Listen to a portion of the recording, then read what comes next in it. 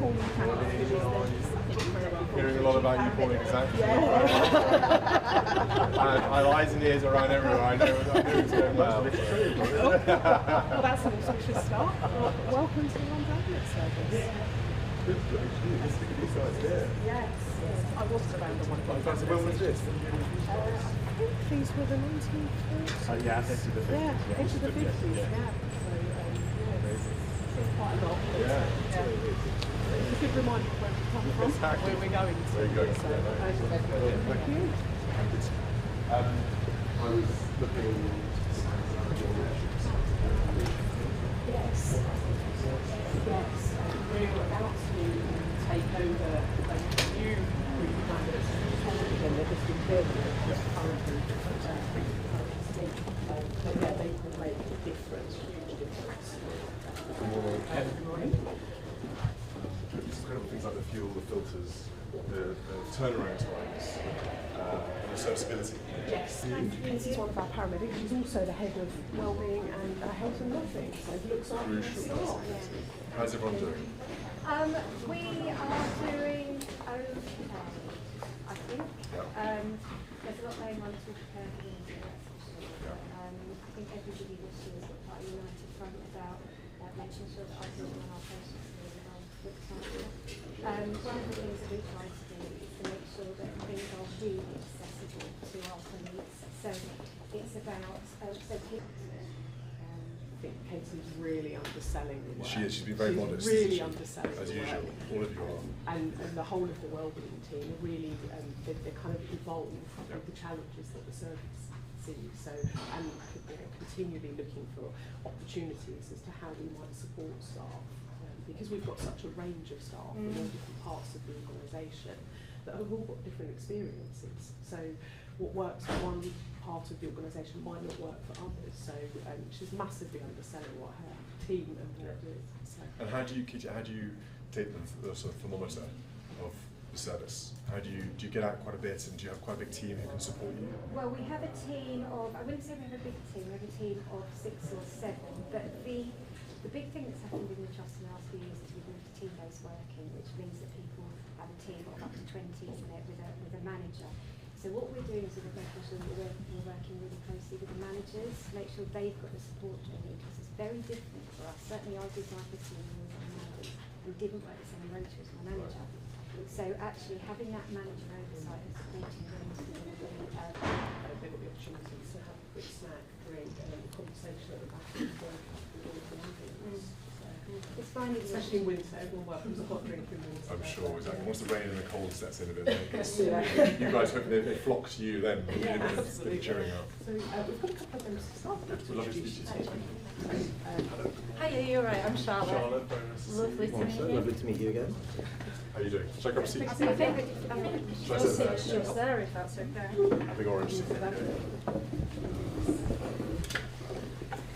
Charlotte is one of our paramedics from Westminster Ambulance Station, and Andre is one of our managers who currently look after fleet and transformation, so you're definitely going to be the person to talk to about the new fleet, but previously worked in the control room for a long time, didn't you? Yeah, so historically I started my career in call taking for a number of years, worked my way up to dispatch, and then 2 years ago I got this little job looking after The vehicles do you look after?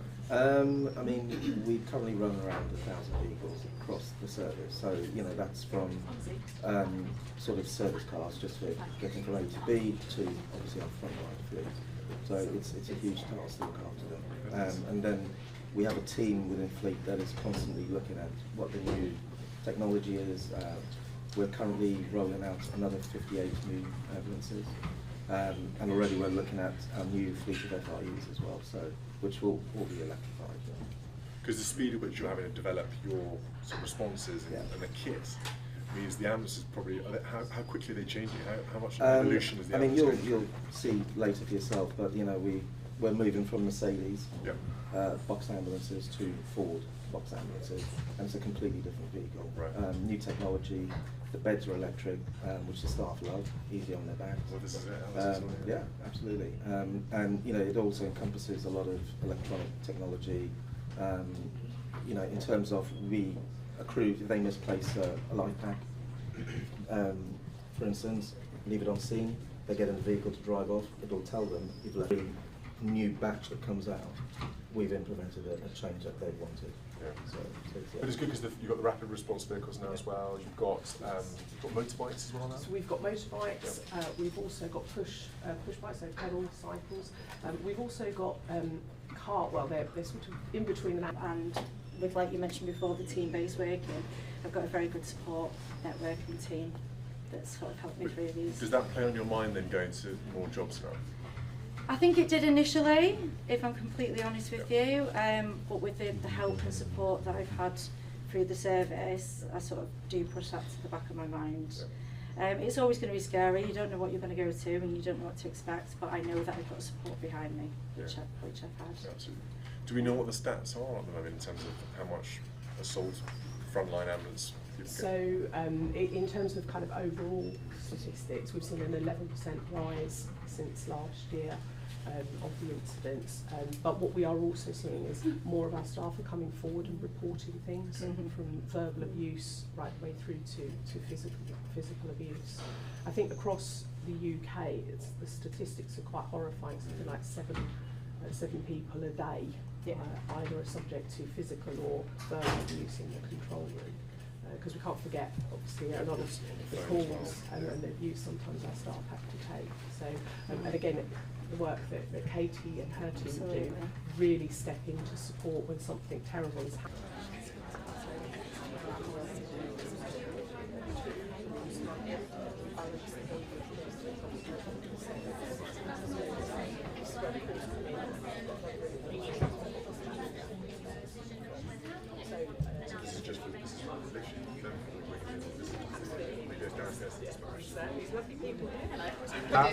We like that. It's a good thing when you're quiet. It's okay. How long have you worked here for? Just under 3 years. 3 years. Yes. Right. In the same place here? Or do you move a little bit? Do you move between some of the places? No, I myself was here and then I did PCHS secondment, so that's supervisor for 2 years. And then when the secondment finished, I come back because you go back to your original post. Oh, right, okay. Yeah, and I go back to your original post. So, yeah. And has technology and things advanced and improved for you guys now to help? Yeah, massively. We've got this map Yep. here, and when someone calls in, it will populate near enough to where they are. Oh, does it? Yeah, so it makes it a lot easier when you're trying to find someone. I was just amazed when sometimes the usually the OS map side of things, or no, you walk through words a few times, don't you, as Yes, well? yeah, It's it's fantastic fantastic. how That's a quickly brilliant thing we for barely them. ever not end up in a spot Especially right when where they're it in the was. woods. Yeah. It's brilliant. It is very good. That was a huge improvement Yeah. what you guys did. But tell me, have you received any abuse and stuff when you've been doing the phone calls? Is it weekly, daily? What sort of levels? Daily. It's daily. Daily, yeah. Really? Yeah. Is it people in stress or is it people who It's are mentally? half people who are in distress, which is obviously understandable, and then you get the frequent callers who do call up and just give you verbal abuse. Really? But it's part of the job, isn't it? I don't know if it should be though, that's the thing. But I'm trying to work out. Yeah. You know, at the end of the I'm day, not sure it should be. I mean, It shouldn't we're be. their first contact, so we have to be professional. That's our job. Of course, you're always professional if you're Yeah. like that. So at the end of the day, we're our first contact. And Louis, I'm an emergency resource dispatcher. I work downstairs. So the call comes from here down to you.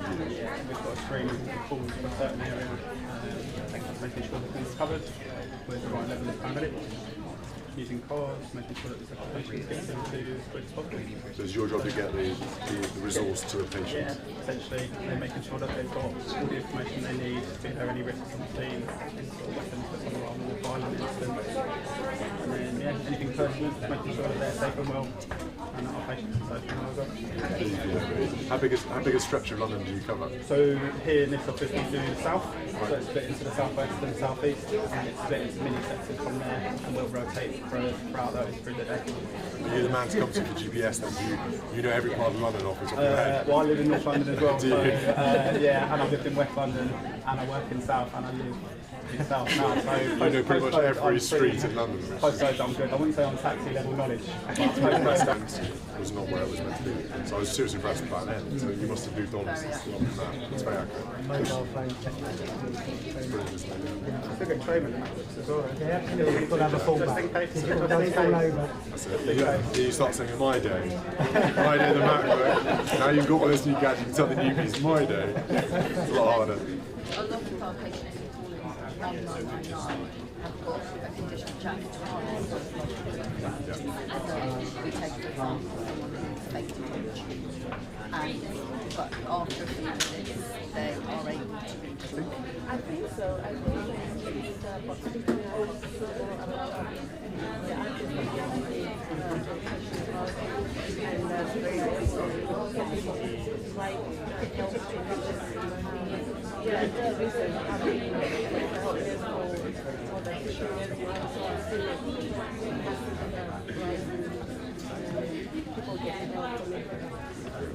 And do you, is it a lot of the same callers over and over again?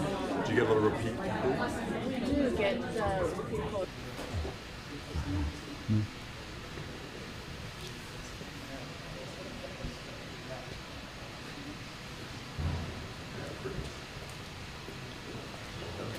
Yes, yeah. Way down here. Yeah, it's an important part of our NAS. That's quite high. Very nice to meet you. You're the main man down here, Ralph. This is your domain. Keep it going. Yeah, I think so. Yeah. So you're doing electric as well as the diesel? Petrol also. Which is on, yeah. And is it much is the serviceability much better on the electric vehicles? It's quicker, Quicker. so we can do. So this is one of our most high-tech mannequins that we use in our education system.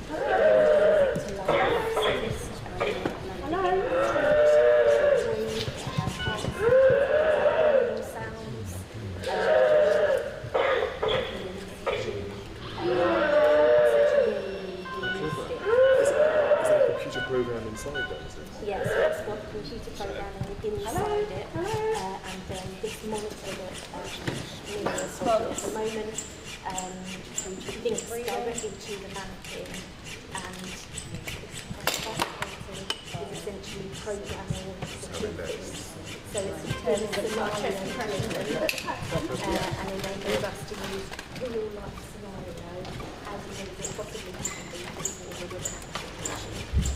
The other thing that's great is that this monitor isn't a real monitor, it's a face monitor, but it's exactly the same as our real monitor. I've carried it several times. Yeah. God knows how many cables coming out That of one's it. really light in comparison. Well, the thing they have to do now is Bluetooth. Go to analyse. Analysing. That's the new frontier for them. CBF. This is brilliant. How new is this? Back on the chair. So relatively new over the last couple of years, and we use these, and we also have singulars in one of our education centres, so we've got a phone ambulance that we can then work inside, so we're in our own setting. Okay, get ready to shock. Stand clear. Shocking there. Shock delivered. Okay, I'll get back on the chair. It's brilliant because it can simulate more things because you're always working with double. This is really good to do. So the vomiting noises, shouts, yeah, do you want to demo some of that? Press some buttons.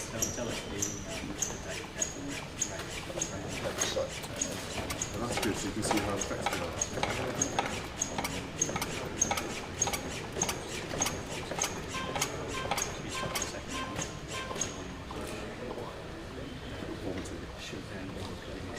He's exactly.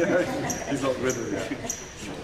That's really clever. And so you actually can see how effective that one's being.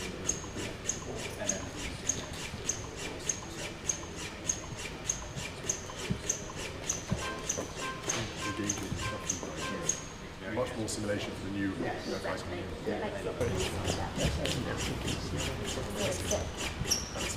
So it's not a case of someone else from, you're not getting advice from a doctor or whatever, you're actually giving characteristics down to the The shape is So it's a really robust method. usually 50 pounds. was the kit you had. Is this a new bit? I've not seen this one. Yeah, so We had a Tube is 22 and Lucas is cut that one. So, do you still use a Lucas? yeah, so we've got some If you attach the circuit. slightly different. Okay, I've got no herniation of the calf. And that's easy to fit into the patient. Yeah, so it's got a board underneath the patient's back. So that does check the pulses. I've got a carotid pulse. So let's show, let's take the monitor up. Should we put some monitoring on? Yeah. The blood pressure and saturate.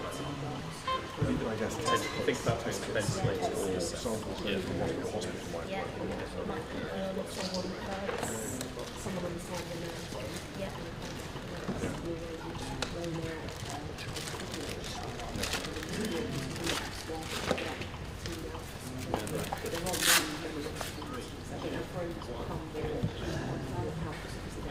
Exactly. But what I know more about air is the bigger the kit the platform you provide, the more kit you will attach. So there'll be some drone wandering around. Enormous great deep for it. This is an image of more kit. I love it. It's always the case. Using ultrasound, so we've now got ultrasound in our critical care areas, and they use that for a number of things. So the patient will have left arrest, they'll ultrasound the patient's heart. Yeah, all the frozen forces, and then we'll program up transition to. So we will trialing these ones for you. Yeah. Thank you. Thank you. Patient looks stabilised. Not sure. I think we've ignored this poor gentleman. We've saved one. Say one person. But, and I was saying about all the cords and the wires next. It feels like technology advancements, some sort of Bluetooth, I don't know how, but Yeah. with all the wires you have to put In up the with, future, that surely has got to be the way to go, isn't it? Some way of being able to kit to talk to a pod or a unit. Because I just don't know, all the wires confused the whole time, really. But I'm very impressed with the advances that are coming along. I love the screen now on the what's it called? Yeah. Yeah, very impressive. Well, thank you guys. Appreciate it. Love to see you. Thank you.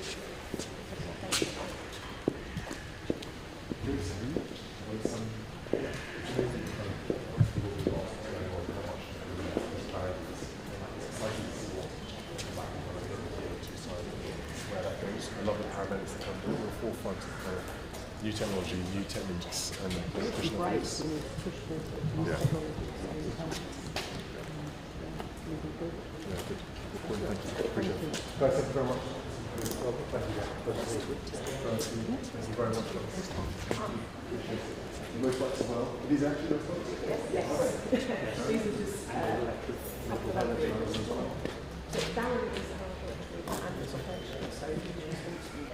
I see the serviceability is pretty good on the ambulances, the electric ones as well. There's not too many kind of bumps and scratches and breaks. Yeah, exactly. Yes. And they charge up quite quickly. It depends what charging you use. Okay. There are some fast chargers, so it's a limitation of with faster chargers. There's actually one on trial at the moment, which can actually charge in about half an hour. And that usually takes the time to turn the vehicle around anyway, doesn't it, in that time? Yeah, it's exactly. Yeah.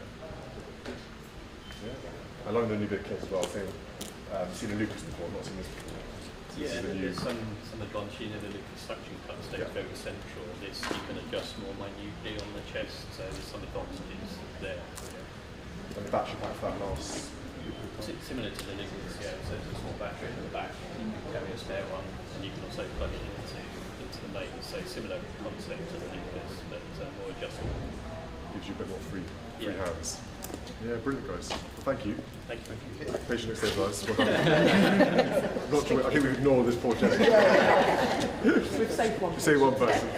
But and I was saying about all the cords and the wires next. It feels like technology advancements, some sort of Bluetooth, I don't know how, but with all the wires you have to put up with, that surely has got to be the way to go, isn't it? Some way of being able to kit to talk to a pod or a unit. Because I just don't know, all the wires confused the whole time, really. But I'm very impressed with the advances that are coming along. I love the screen now on the what's it called? Yeah, very impressive. Well, thank you guys. Appreciate it. Love to see you. Thank you. Innovation that's come out, things that you did when you really had to do, I think obviously now that it's been well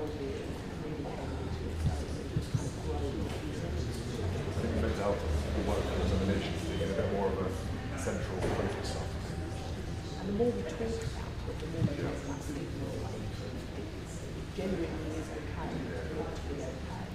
But we need to talk about it. So it's And Jack, how's the general mood around it? Sort of? I think we're in an amazingly good place.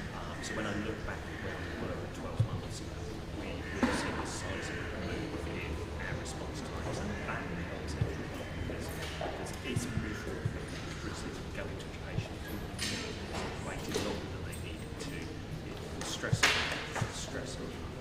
We've got further to go, and there's a lot more work we need to do, but we've created teams in the organisation that really support each other now. You've seen the early signs of that, and that's really positive. We see less people leaving, which is really helpful. That means that our workforce is more experienced and delivering better. Because a lot of people. How are they all doing? Are they getting out of time? So with team-based working, which came in a few years ago now, so one of the lessons from COVID was trying to work as a proper team, looking at more huddles, getting the staff together more.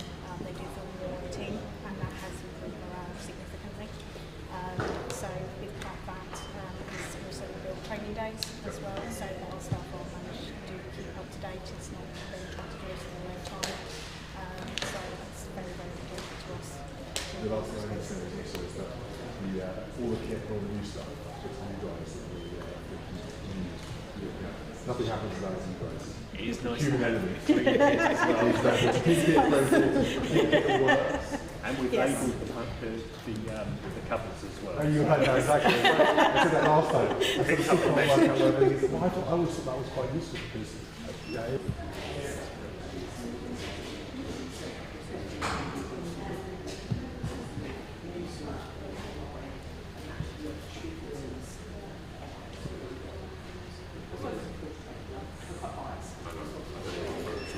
I'm quite interested to see how the AI has been manifested itself in years. Really appreciate it. Obviously, you guys.